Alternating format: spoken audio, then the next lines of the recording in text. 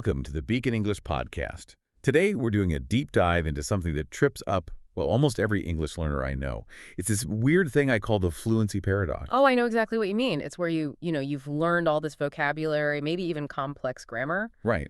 Words like subsequently or notwithstanding. Yeah. You know them. Yeah, you've got the tools.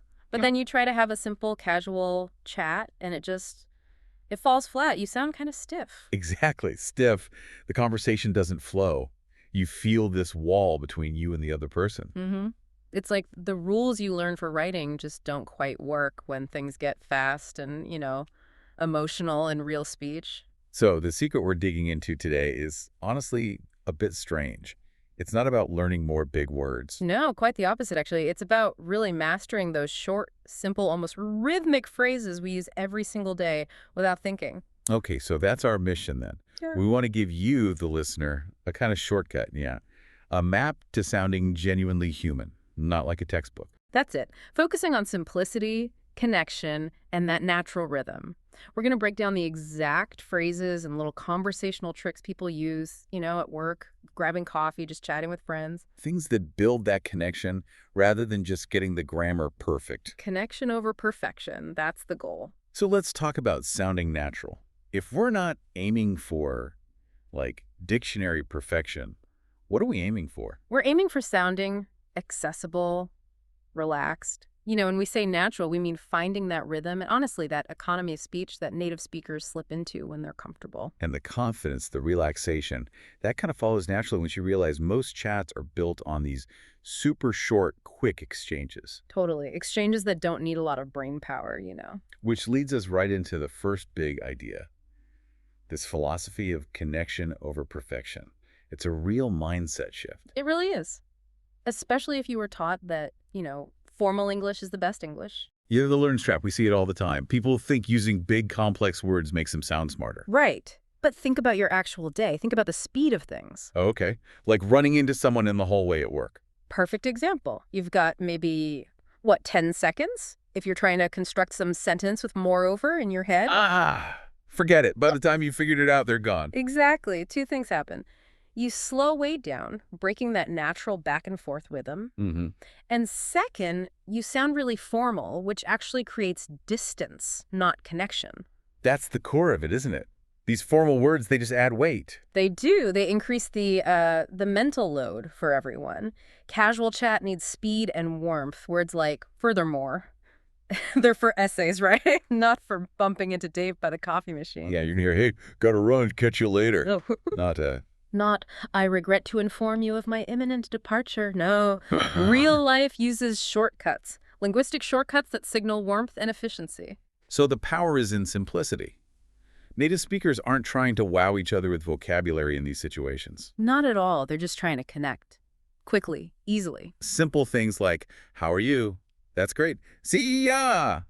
They're like the oil in the social machine. That's a great way to put it. They're not just filler. They're like these little conversational handshakes. They create that instant, safe feeling, allows things to flow. Okay, but I have to push back just a tiny bit. If someone's worked really hard on their vocabulary, isn't there a risk that relying only on simple phrases makes them sound, simplistic? Maybe a bit basic? That's a really fair question, and it gets to the heart of learner anxiety. But the answer is generally no, and here's why.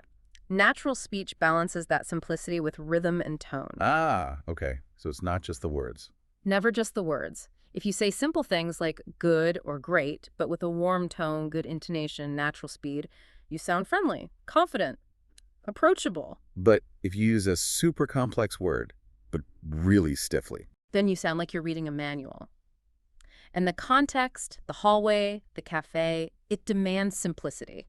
It shows you're relaxed, focused on the person, not putting on a performance. I like that phrase we found. Real conversation is connection, not perfection.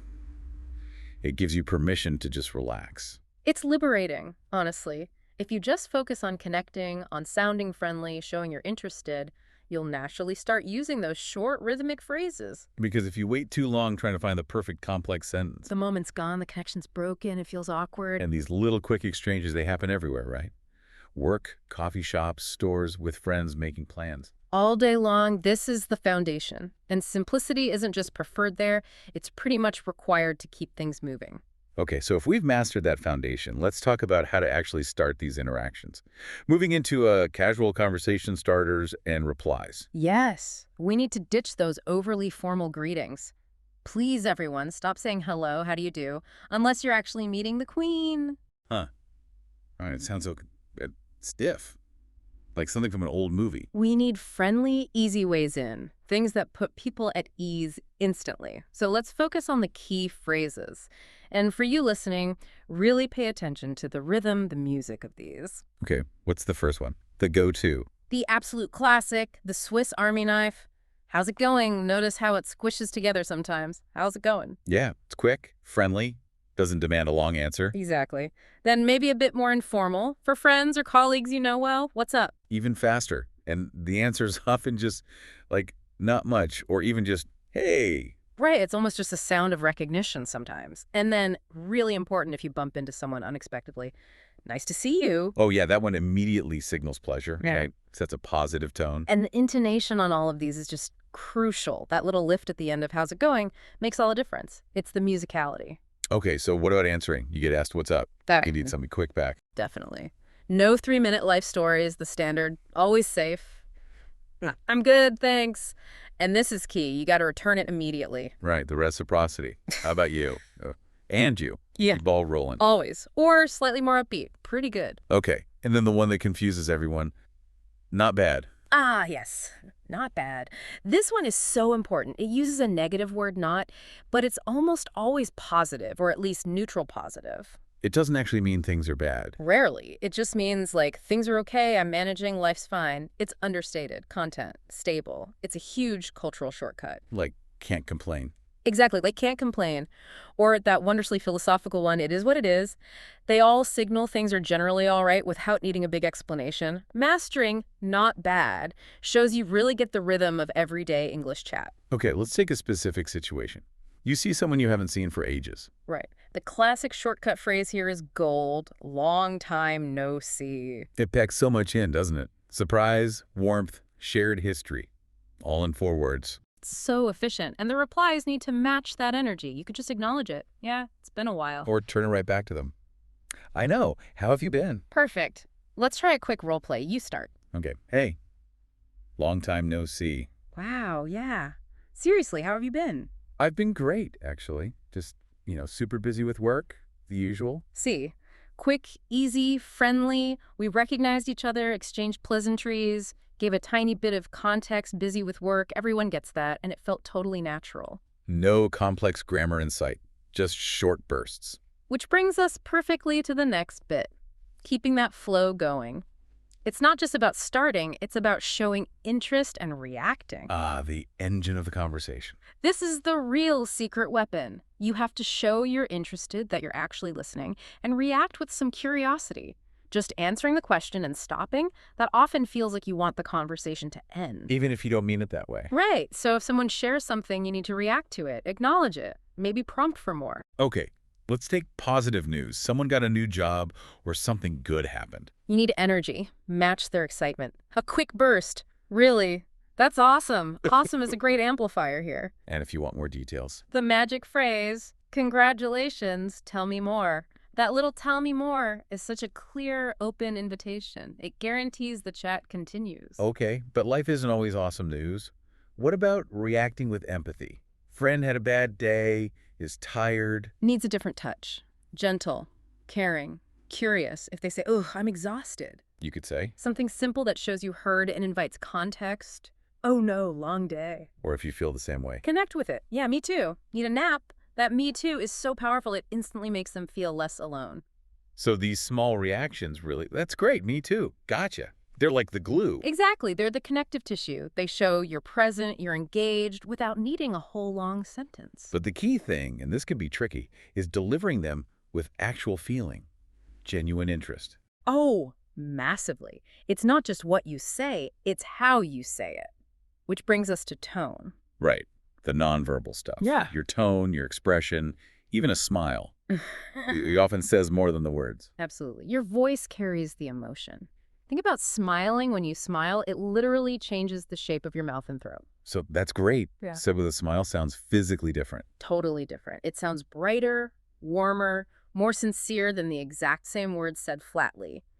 Native speakers pick up on that emotional signal first. So they're often reacting more to your intention, your warmth, carried by your tone, than to your perfect grammar. Often, yes. If your tone is friendly and the rhythm feels right, people will naturally overlook small grammar mistakes. They get the message. Fluency is physical.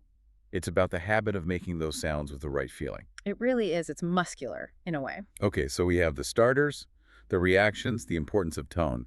Let's put it all together in some real-world scenarios. See it in action. Yeah, let's ground this. Think about those tiny, everyday chats that build that conversational muscle memory.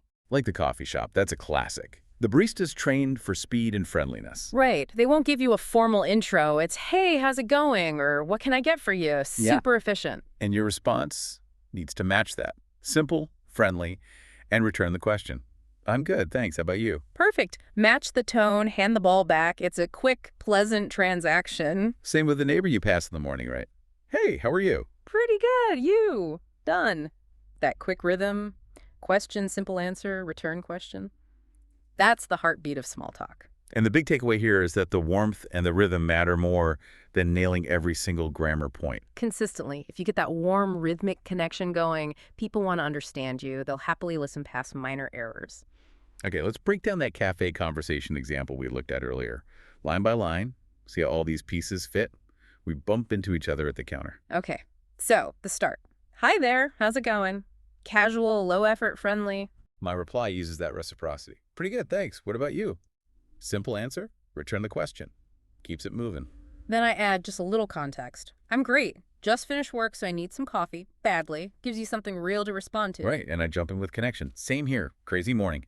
Definitely getting a latte. What are you thinking? Using same here creates that instant bond. Then I add my preference, making it personal. Cappuccino for me. It's my favorite. Wait. Need the foam today. Saying it's my favorite makes it feel more genuine. And I react positively, then smoothly change topics so we don't just stall on coffee orders. Nice choice. Hey, by the way, did you see that new bakery next door? That, by the way, is such a useful pivot. Totally. And my response shows interest and a reason. Oh, really? No. Haven't been down this way lately. I'll have to check it out. Shows I'm listening and engaged. And then a natural wrap-up, suggesting future connection. It's amazing. We should go sometime. Hints at the end of this chat, but keeps the door open. And that whole thing felt effortless, right? Energetic but easy. All built on those simple phrases and reactions. That's real-world English speed. But how do you train yourself to do that? To have that rhythm without pausing to translate in your head? Ah, okay. This is where the training technique comes in. Shadowing. Shadowing. Explain that. It's brilliant because it basically bypasses the analytical part of your brain. It's pure fluency practice focusing on making the sounds, not translating the meaning. So you listen to someone speaking. Yeah, listen to a native speaker, could be us, an audiobook, anything, and you repeat what they say immediately like their shadow. You try to copy everything, the tone, the speed, the rhythm, exactly. You're not worrying about grammar, just mimicking the sound. Precisely. It helps your mouth and brain move together. By physically trying to keep up, you train your body to make the sounds automatically, without that slow internal translation step. And you pick up those natural shortcuts. Yes. Things like vowel reduction, how to becomes ta, or for becomes fair. Linking sounds, how going to becomes gonna, or want to becomes wanna. How good thanks flows together. And the intonation, the musicality. Crucial. Shadowing forces you to feel that rise and fall in pitch that signals questions, interest, surprise. If you don't match the pitch, your meaning gets lost, even with the right words. Shadowing makes you physically practice that music. Okay, let's try a few phrases for shadowing practice. So, listener, try repeating right after me. Focus on my tone and speed. Echo me. Ready? Hey, how's your day going? Good. Now try matching this energetic one. Really, that sounds great. Feel that lift in your voice. Okay, now an empathetic one. Match this softer tone. Oh no, I'm so sorry to hear that. And a final friendly sign-off. Let's catch up soon. When you practice these, like really shadow them intensely, you're physically teaching your mouth and muscles the patterns of English. You're building that automatic pathway so you don't have to think about the sentence, you just say it. It becomes much smoother, faster, more natural. All right, so as we kind of wrap up this deep dive, let's quickly look back at the main things we've uncovered. Not a test, Just a quick review of those key checkpoints for sounding natural. Okay, so the first big one was about greetings, moving past the overly formal stuff. Right. The goal is warmth, accessibility. So, checkpoint 1. Have you mentally swapped out hello, how do you do for a quick casual how's going? Good. That one change makes a huge difference. Second checkpoint was about keeping the flow going, showing interest. Yeah, those small reactions. So the check is, when someone shares news, are you using those little power phrases like, really, that's great, or that crucial, tell me more? Those keep the conversation alive. Perfect. And the last checkpoint was about those cultural shortcuts. That efficient language. Did you clock the phrase for seeing someone after a long time? Long time no see.